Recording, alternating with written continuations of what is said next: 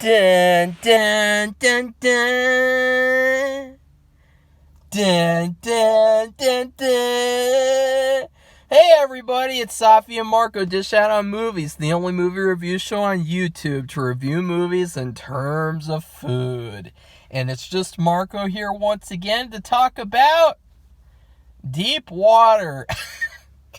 This movie was something special to say the least.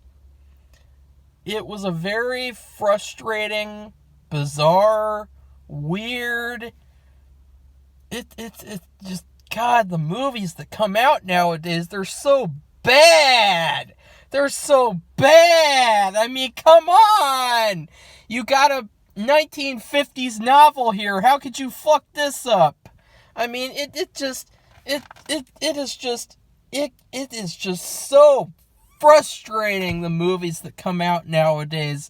It is unbelievable the type of shit that they put, and they say, like, why don't you go to the theaters to support movies? Because this shit comes out. That's why. Because of movies like this, Deep Water.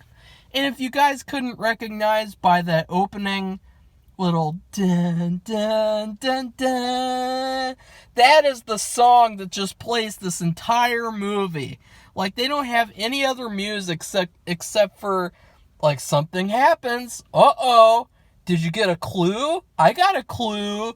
Ben Affleck got a little clue. Ana de Armas got a little clue. And then all of a sudden, dun dun dun dun. It's so weird. It is just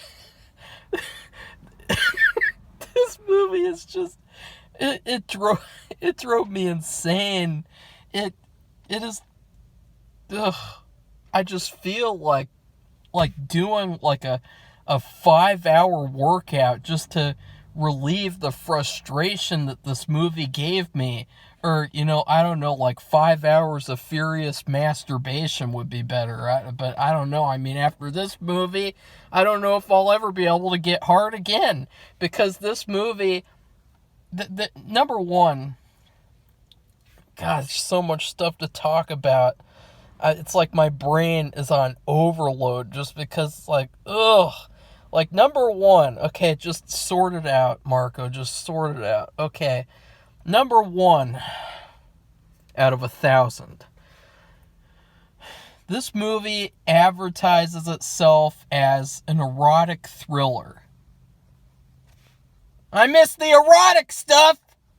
Okay, because there's no erotic stuff. This movie, there's no erotic in this movie. There's nothing that gets erotic in this movie. There's like a cut. This is exactly what I thought a 2022 erotic thriller would be. This exactly demonstrates the problem with Hollywood and nudity in 2022. You got Ana de Armas, and she was in Knock Knock.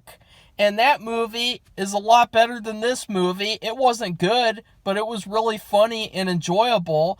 And one of the things that was most enjoyable about that movie was the fact that Ana de Armas really, she got naked the whole movie. It was straight up spank bank. Like, it just went straight into the spank bank, like all the stuff from that movie. Like, it was so fucking hot that, even just talking about it is like just getting me like, oh, fuck, that movie was hot. Instead of Knock Knock, it should have been called Hot Hot, okay? Because it had a lot of great spank bank material. And obviously, that's not what movies are made for, but it's just a byproduct of when you see sexy stuff in movies. There's this big misunderstanding nowadays from feminazis on Twitter and, feminazis in general, that, men only, and women, as a matter of fact, people only want nudity in movies so that they can get a boner and then jack off to it. Like, no, not at all. It's the fact that stories require freedom to tell whatever story they need to tell. They require freedom to show whatever they need to show in order to show the full story so that you can really get the full story.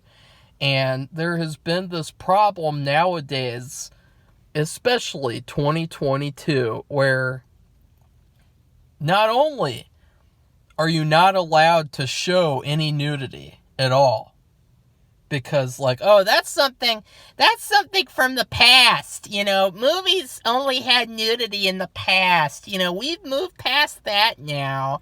Nowadays we have, entered the age of female empowerment. And it's like, there's nothing empowering about covering up to, restrict from the quote-unquote male gaze. And so, in particular with women nowadays, it's basically not allowed to show any sexuality whatsoever. And if you do, you're called a sexist. You're told that this is your fantasy. It's not the story at all. Like with last year, the best movie of last year, Benedetta. Great movie. I really liked it a lot. What do people say about it? This movie was just Paul Verhoeven's male fantasy that he put on the screen. And he probably, lesbian nuns. He fantasized about them lesbian nuns, and that's why he wrote that movie. Like, that's how retarded people have gotten nowadays, is that, like, you can't... But then you have all these superhero movies, you have all these movies oriented towards women, where the men are sexualized. You got movies like Twilight. I just saw the second Twilight. Fucking Jacob, Shark Boy, he didn't have his shirt on the entire fucking movie. But then you have these feminazis who legitimately have the nerve to say that nudity in movies in terms of women is all about male fantasy. Well, here's the thing. There is nothing wrong with the male fantasy. And that is part of why movies suck nowadays, is because feminazis are trying to take away the fantasy of anyone. You are not allowed to fantasize anymore. You are not allowed to go to the movies and escape reality.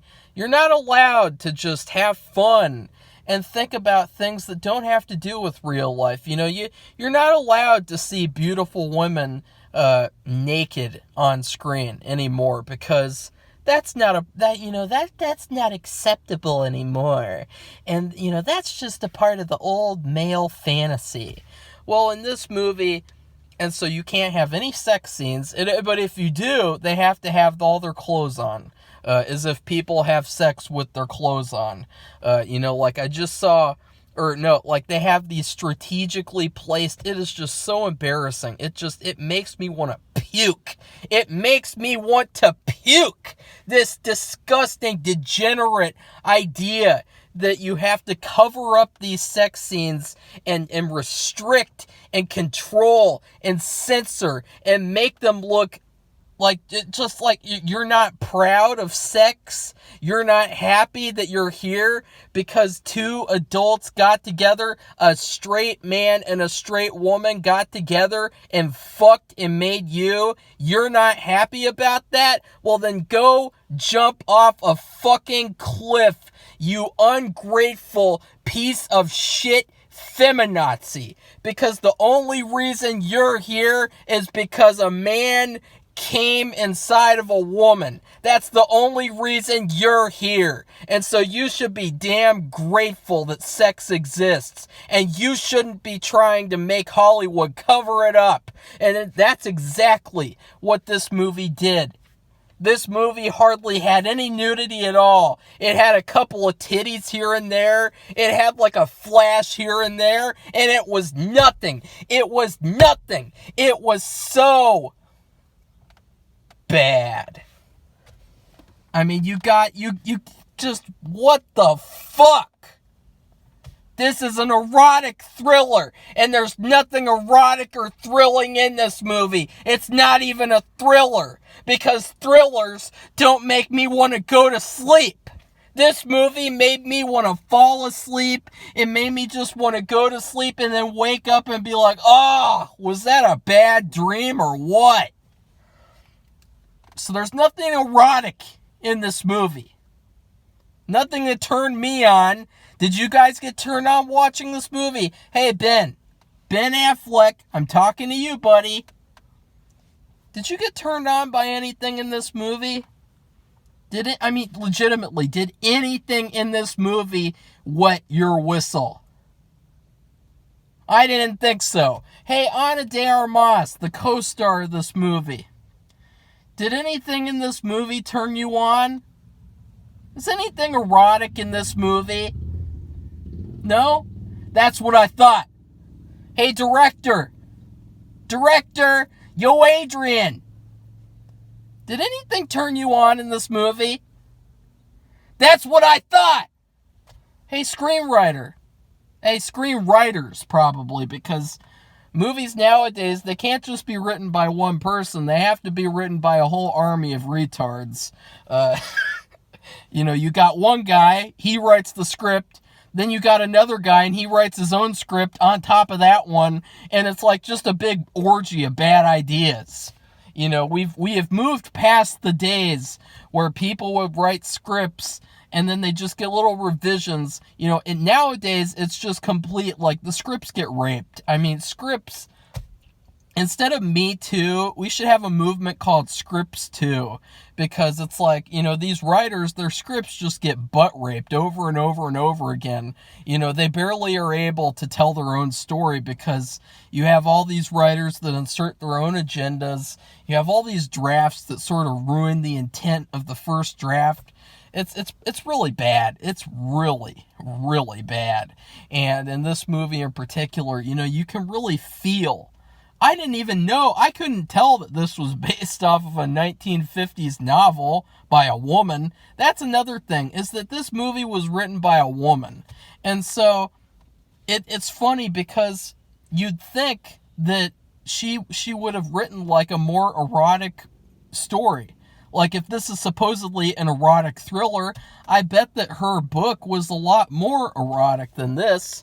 And so it just shows, okay, there was one guy who took the sex out of this movie, 2022, probably has blue hair, and probably a fat body too. I'm fat too, so I don't care, but being fat, I don't like being fat, and I exercise all the time to try to lose weight, and so I actually try, but the writer who made this movie, they probably very upset that sex exists, probably never wanted to exist in the first place because they don't think being human is good, and so they wrote this shitty movie and they just implanted all their little ideas about how, like, no, we can't show that.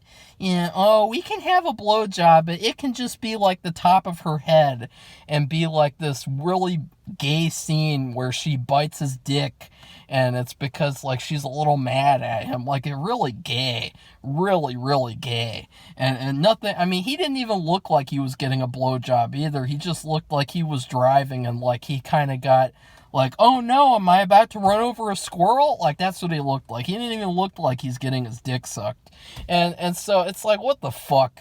And then you had another guy who, got on top of them, got onto the gravy train, the sausage train, I should say, and he probably, like, inserted all the modern elements into this movie. Because that was another bad thing about this bad movie, was that it had all these modern elements, like, at the end, well, okay, I can't say, but it had all these modern elements of, like, gross, another cringeworthy, like, I'm using my phone, or, I'm using Alexa, Mr. CIA spy device, hey, can you turn on some music for me? Because I'm too much of a lazy-ass bitch to get out of the table and turn on the music myself. And so that's another thing, is like they had all these modern elements that they wouldn't have had in the 1950s novel, so it makes you wonder, like, just, ugh. And then there's probably another guy, and he toned down the script, because the script, it was too dark and too scary for him, so he probably toned down the script too. So you can see this script, it was a victim of vicious gang rape, and that's partly why this movie sucked. Well, it didn't suck anything. That was why it sucked. It didn't suck. It was just bad. It was just really, really bad. And it was funny. Okay, now number 2. Okay, we've gone past number 1. Now it's to number 2. There's all these parallels in the movie with the Batman. And I thought that was pretty weird, considering that this movie came out so close to Batman.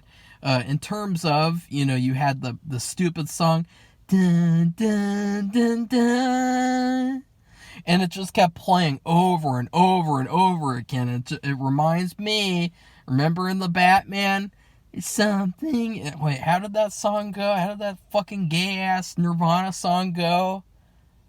How did it dun, dun, dun, dun, dun, dun, something like that. Something in the wind.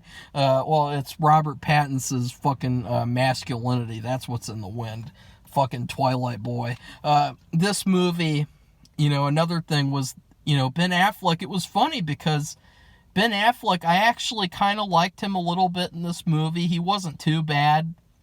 He reminded me a lot of Batman in this movie.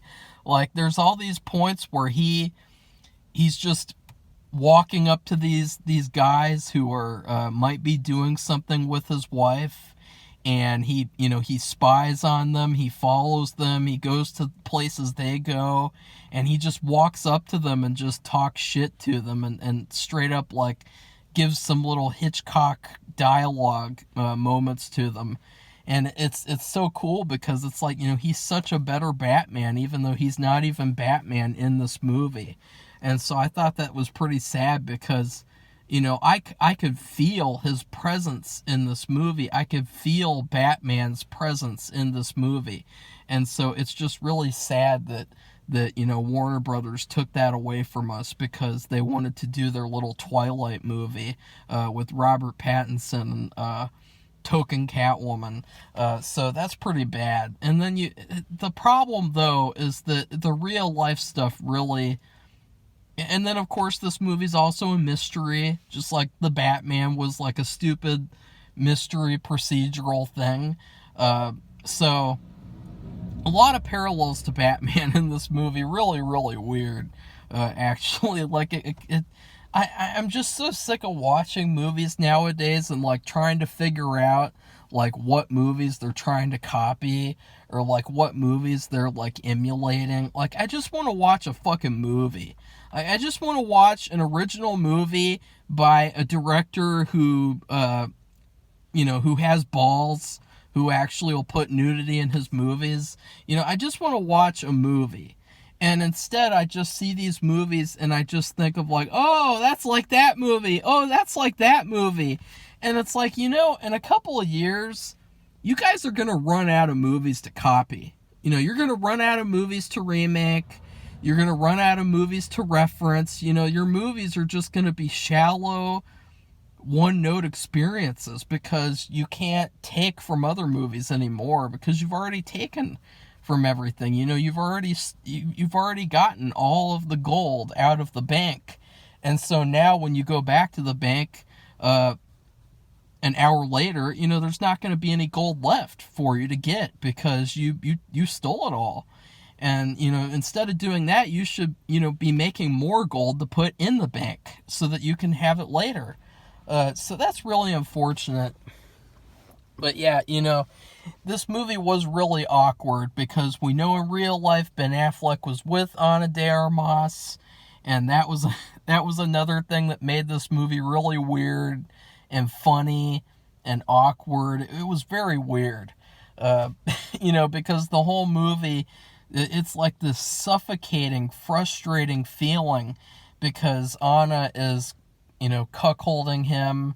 And, just the way that, like, I wanted to kill her this whole movie. I was like, Ben Affleck, Batfleck, you need to kill that biatch. Just in any other movie, like in any other, like, thriller, suspense movie, she would have been dead after the first act. Like, her character was just so evil. Like, just the things she did, the way that she acted, she was evil. And obviously he was was kind of weird too. You know, he got a little mad sometimes, if you know what I mean. But yeah, it really did. When I learned who wrote this movie, who wrote the book, I should say, I wasn't surprised because Patricia Highlander, she also wrote The Talented Mr. Ripley. And that had Matt. See, guys, I told you, every single video from now on, I am going to crack my voice at some point. Like, every single video has to have a moment where I go like, ah! And it's like, it's so sad. Like, I actually miss burping in every video now, because now every video, people are going to think that I'm a teenager just because I crack my voice once in a while. But The Talented Mr. Ripley was another story where that movie really felt like the story really felt like it spun its wheels, and it had the same kind of boring, lifeless, suffocating feeling throughout the whole movie. And it didn't surprise me. You know, this felt a lot like the same type of writing, you know, a lot of the same type of story elements and character points and stuff like that. Like, I could really feel parallels to that too. But that book was another movie that was ruined by the director.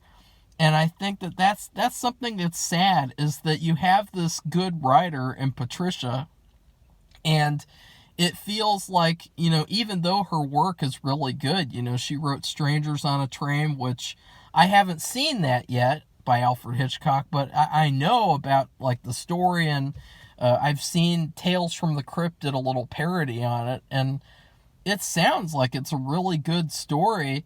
And Talented Mr. Ripley, that was a really good story to me too. It was a good story concept, I mean. And then this was a good story concept. But it feels like even though her work is really good, it can still be raped really badly by these movie makers. Like, it really is the old stereotype of, you know, a writer writes a really good story, and then Hollywood takes that story and they rape it up the ass. That's really what happens over and over again with movies nowadays, is that they take material and then they don't put any care into the material. You know, they kind of treat the material like yesterday's garbage. You know, like with Margot Robbie when she wrote Birds of Prey. You know, she didn't even look at any of the comics. She didn't care at all. She just wrote like a shitty story on her little note cards. And then, as I joked before, she took the comics and she used it to wipe her ass in the bathroom, and didn't even look at them. And that's what it felt like. And that's what it always feels like nowadays. And it's sad, because we're really missing out on some good stories. Because I thought that, you know, the story it's a decent story, but it was really mishandled. You really didn't care about what went on the whole movie for the most part, except for the fact that it felt really suffocating. It had this suffocating, frustrating feeling. Like, number one, this movie is called an erotic thriller, and I'm not getting an erection the entire movie, so that's a problem. That's number one, because, you know, if you advertise your movie as an erotic thriller, then it better be damn erotic. Okay, I've seen movies that are PG-13 that are more erotic than this. So that's a problem. Number two, the movie, Ben Affleck and Ana de Armas, you could tell this really weird, it's just so weird watching them act together, because honestly, it gives me a negative feeling. Because I don't know their story in real life, and I'm not going to comment on it, except for the fact that when they had a relationship,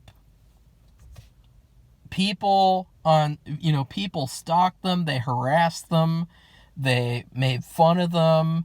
They said, you know, why is Ben Affleck dating a younger woman? He should be dating a woman his age. He's a pedo. You know, that's the type of stuff these fucking retards would say.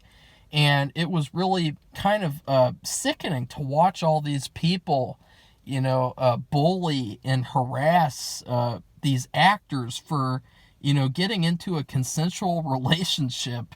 And it's like, what's it any of your business that, two adults are in a relationship? Like, you should just go fuck off and go focus on your shitty shows like fucking, what's a shitty modern show? Batwoman. Okay, focus on Batwoman. Don't focus on other people's relationships because it's none of your fucking business. And so it was really kind of sad watching this movie because I just thought about like, ugh. Like, they had a relationship and it just, it makes me kind of sad. Like, it makes me a little, because I've experienced the same thing before where, if you get in a relationship with someone, or I've seen it with other people where, or like in Buffy, where Cordelia got with Xander, and then all of her friends complained, and so then she broke up with Xander. And, it's really sickening the way that society treats people for getting into relationships that they don't approve of, because it's like, what's it your business? As long as they're happy, then it's fine. And it's sad. It's really sad. It's like, it made it kind of harder to watch this movie too. And it just like thinking about like, this is really bad. Like, it's like, you're watching this couple, they're having fun, they're making a movie together, but they look miserable. They both look miserable. Anna, she looks like she'd rather be fucking making James Bond trillion. Ben looks like he always looks, which is sad because he's a really talented person and he needs more support from people so that he can make good movies like he's capable of making. And so it was really frustrating watching this movie because of those elements. And that also added to the awkwardness of this movie, because it's like I'm watching this, I feel kind of uncomfortable because I'm watching two people that they were bullied and harassed by all these pieces of shit, just because there's an age difference. It's not like, oh, go watch movies from back then and then complain to me about age differences, you fucking lifeless retards. And also, I would say too that like my favorite character was probably the daughter. The daughter, Trixie.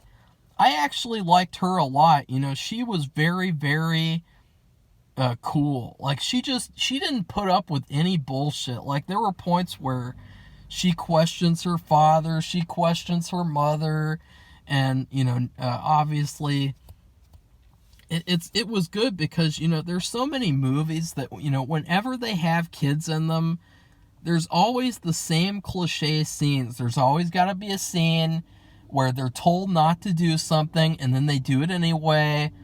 There's always got to be a scene where the kid gets beaten.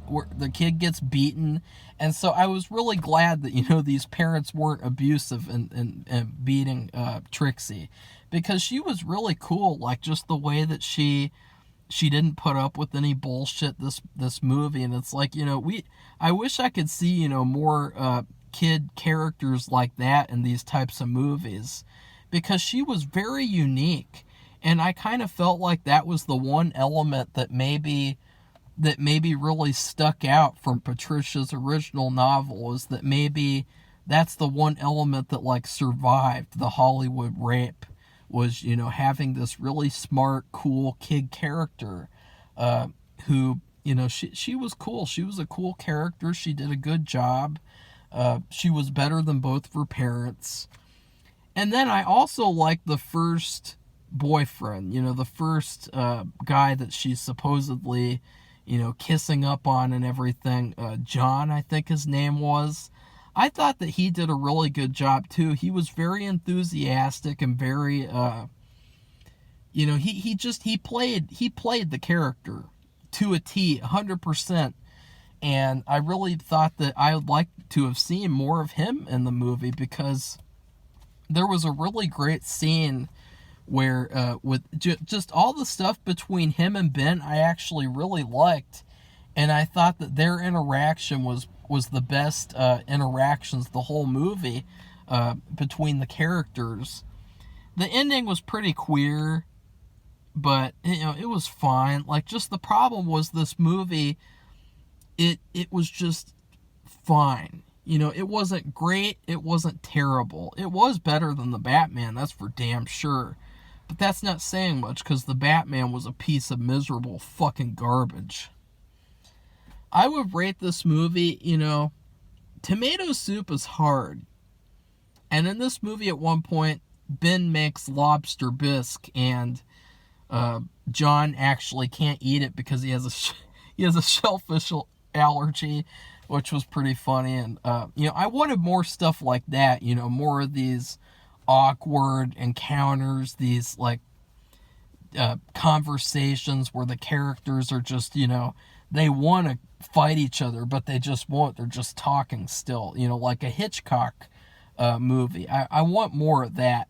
We had some of that too in The Talented Mr. Ripley between him and Philip Seymour Hoffman, that type of dialogue. I really like those types of scenes. But this movie really reminded me of what I ate last night for dinner, which was canned tomato soup and grilled cheese. And the thing is that tomato soup, for some reason, Campbell's tomato soup is just not what it used to be. Like, it doesn't taste really like it used to, and it gives me really bad stomach acid. And so I actually eat like this organic Campbell's tomato soup now, and it's fine, but it has this really odd, like, natural tomato taste, and it's just fine, but the thing is that it's really not good enough to eat all by itself. Like, it's good to dip the grilled cheese sandwiches, which are really good. It's good enough to dip those sandwiches in, but it's not good enough to eat by itself. And I feel like Patricia's novel is the grilled cheese sandwich, and this movie is the bad organic tomato soup. You can, you get those little elements from dipping the grilled cheese in the tomato soup, and, that tastes pretty good, like, yum, yum, yum, yum, yum. I really like that little scene with yum, yum, yum, yum, yum. That's what it's like. But then once you eat the grilled cheese, and you get to this 2022 ugly, unattractive, unsexy movie, that is the tomato soup by itself. Sadly. Because I was looking forward to this movie. I thought, this movie might be pretty good. It might have some funny moments, but I was excited for it, so. And now for spoilers. The ending got really bizarre, because you had Ford from Ford v Ferrari, and I'm sorry, but I am never ever gonna remember him as anything else except for Ford from Ford v Ferrari, because he was just so good at that character. And actually, it was ironic that he died in a car crash in this movie. But there's this really cringeworthy stuff with him texting, and like, he's texting and he's not paying attention, and that's the reason why he actually gets in the crash and dies. And it was actually pretty cool, though, Ben Affleck chasing this guy in a car on a bicycle. I thought that was actually like a decent chase. And it's too bad that couldn't have been better, because just thinking about if this movie was made in the 50s, and thinking about seeing like a guy on a bicycle and he's chasing after a guy in a car in the woods, like, just think about how badass that would be if it was made in the 50s. Just think about how great that would have been. Like, it had the potential. And then at the end, of course, I guess the wife, she really doesn't care that he's killing all her boyfriends. And so I guess she finally has grown up and wants to be with them. Like, honestly, he should have just divorced her ass and then taken everything that she owned. Like, seriously, she was such an evil person, like inviting all of her boyfriends over to have dinner with her daughter at the table. Like, really, really creepy person. And she really didn't act like a human being at all. Like, she kind of felt like, it was like, you know, like, is she even like a person? Like, is she a demon or something? Because the way that she like treated her husband, and the way that she was just so open about having affairs, and it was really, really like sad and evil and creepy. So yeah, all in all, this movie was okay. It has so many points taken off, though, because it's not a thriller and it's not erotic. So please like this video, comment. Did you guys get turned on by anything in this movie? Because I didn't at all. And I paid attention to the whole movie. I never got a boner the entire movie. What a sad state of film we're in nowadays, where we get these erotic thrillers and they're not even erotic. They're not even thrilling. What are they? They're trash. And then please subscribe to our channel if you'd like to see more honest movie reviews. Goodbye, everybody. See you soon.